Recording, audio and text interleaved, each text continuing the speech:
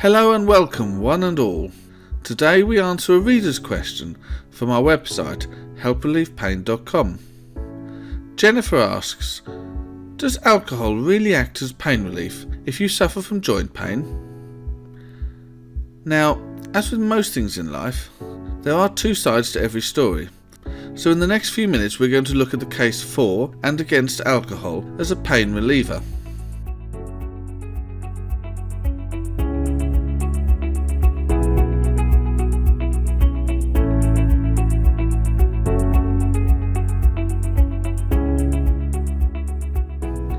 My name's Michael, that's me on your screen at the moment.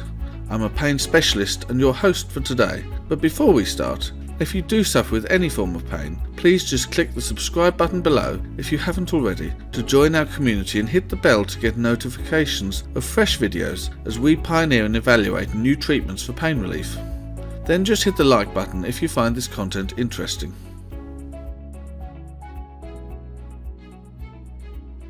Ever since the time of mythical cowboys stitching wounds themselves after a bar brawl with a stick to bite on and a slug of whiskey to numb the pain, alcohol has been seen as a potential pain reliever. However, as more is understood about the effects of alcohol, and indeed of a healthy diet altogether, so the real relationship between alcohol and joint pain is being seen in an increasingly negative light. To take either side as black or white, however, would be inaccurate. On the one hand, it is a fact that alcohol can indeed reduce pain. It does this by decreasing the activity of some of the nerves within your brain. These nerves are the same ones that carry and interpret pain messages from around your body via your central nervous system. Therefore, by reducing the signals from the pain-carrying nerves, you do technically reduce the pain your body is feeling. Many of us will have seen examples of this from people who've drunk far too much and then had an accident only to get up seemingly unaffected by the injury. This is then factually backed up by a review in the Journal of Pain in December 2016, which looked at 18 separate studies and concluded that even with very low levels of alcohol, the amount of painful stimulation required to register as pain was greatly increased. In other words, after having a drink, it took a lot more prodding to feel the same amount of pain. It is also true that certain types of alcohol have other potentially pain-reducing properties. Red wine, for example, is on our list of anti-inflammatory foods. This means drinking it in small amounts is likely to reduce inflammation, often a source of pain in itself. This is especially relevant if you suffer with an inflammatory disease such as rheumatoid arthritis, but is potentially helpful anyway, since most forms of pain have inflammation as a part of their armoury. However, much like the anticipated hangover the day after you've gone too far, the relationship between alcohol and joint pain is a very complex one. While chronic pain may be managed, so to speak, for a few hours with alcohol, you will frequently end up paying for that pain relief for hours or maybe even days afterwards.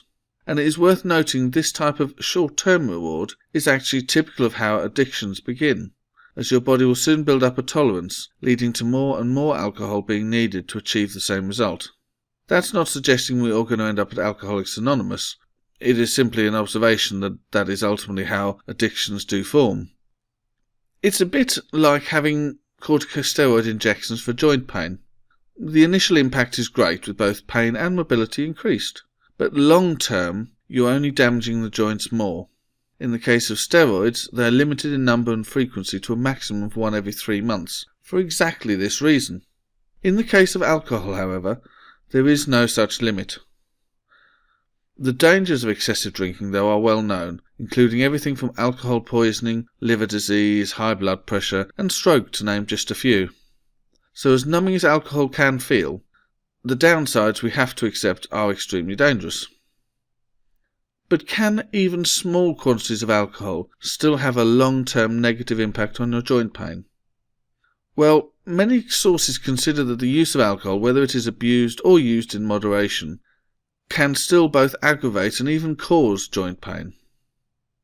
So we can accept that alcohol in the short term can have a positive impact, numbing the pain to a certain extent, but we also know that alcohol could have a negative impact on joint pain in the longer term.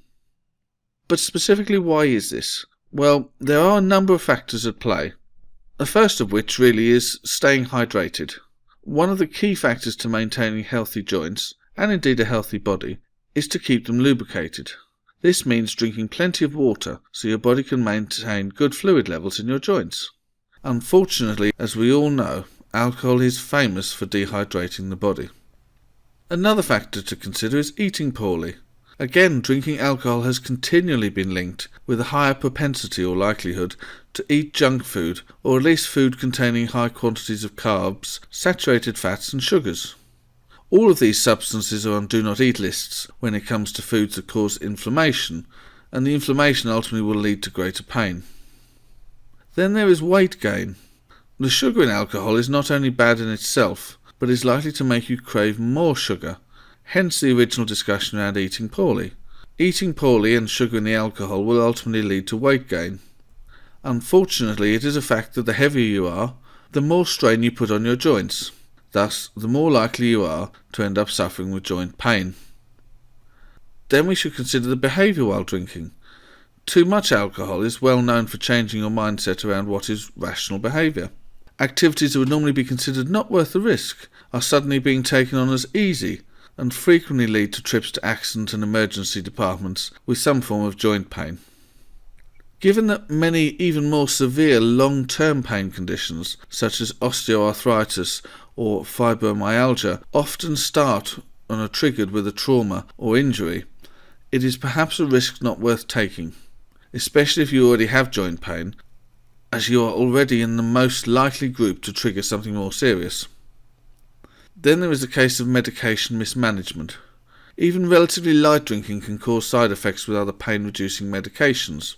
As a result, many people take the decision to miss a dose or two to avoid the nasty side effects.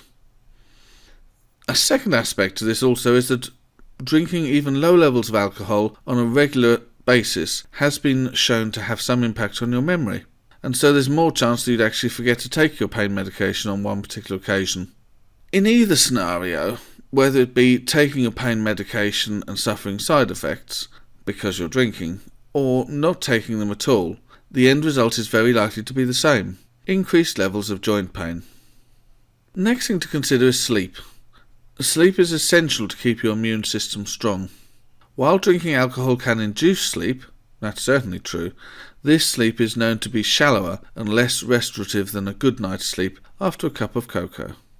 As a result of drinking even small amounts of alcohol, you can actually delay your natural healing process by fracturing this deep phase of sleep that is most known for healing. You're then likely to wake up feeling still pretty tired, and the fatigue in itself is also well known for exacerbating feelings of pain. This all adds up to a reduced healing process. But it's not just preventing your body from healing itself during sleep. Alcohol is also great at suppressing your body's immune system, making you more susceptible to both disease and also making any potential recovery from an injury a much longer, drawn-out experience. Then, to be considered as equally important are the specific disease impacts that we know alcohol has. For example, on autoimmune diseases. A number of autoimmune diseases, such as rheumatoid arthritis and celiac disease, are caused by the body's own autoimmune system turning on itself. The result is pain, damaged joints and inflammation. This inflammation can be greatly aggravated by a diet that contains gluten and grains such as barley and wheat that you find in many common beers and lagers. Then there is consideration of osteoarthritis, where alcohol is known to have a thinning effect on the cartilage that forms around joints to prevent your bones from rubbing against each other. Drinking alcohol regularly will ultimately speed up the onset and progression of osteoarthritis, eventually leading to the cartilage breaking down altogether and the sheer pain felt by bone rubbing on bone in your joints. Finally, in consideration should be gout. Now, beer in particular has frequently been cited as a major reason for gout attacks. In the case of alcohol and joint pain, it is the high content of purines in the alcohol that are broken down into uric acid in the body, ultimately forming the crystals that will cause gout. These urate crystals then form around your joints, causing sharp stabbing pains that ultimately produce swollen and stiff joints. In this case, alcohol not only makes gout worse, but can actually be the initial cause of the disease as well. However, it is not just beer that causes gout and increases the chances of gout attacks. All types of alcohol, including wine and spirits, have been proven to increase the chance of painful gout attacks. One such study in 2015 in the American Journal of Medicine showed that just one drink in a 24-hour period increased your chances of a gout attack by 36%. So there you have it. Does alcohol help or hinder joint pain? Well, yes, there are short-term benefits, and nobody is preaching a life of being teetotal, since, frankly, we'd mostly be wasting our time.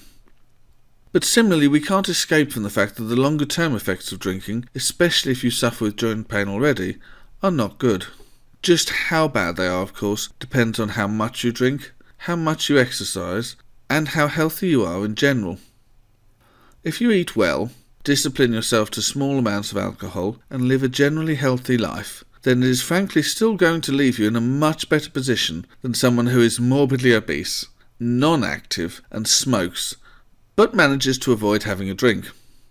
Well, I hope that answered the question.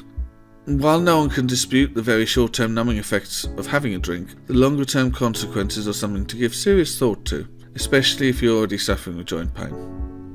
If this was interesting, then please hit the like button below. If there was something we missed, or if there's a question you would like answered, just leave it in the comments below and I'll do my best to answer them. And if you'd like to be part of our private online pain support group, get the opportunity to ask questions to a pain specialist like myself, have a chance to win some great pain relief prizes, try out free samples, and even get paid for taking part in pain relief review panels, just head on over to our website, click to join under the About Us section, and fill in a few non-personal details to be eligible. You can unsubscribe at any time. We're not trying to sell you anything, so if you haven't already, please pop across and sign up. But for now, from myself, one of the pain specialists, and the founder member at helprelievepain.com, I wish you a good day and a pain-free life.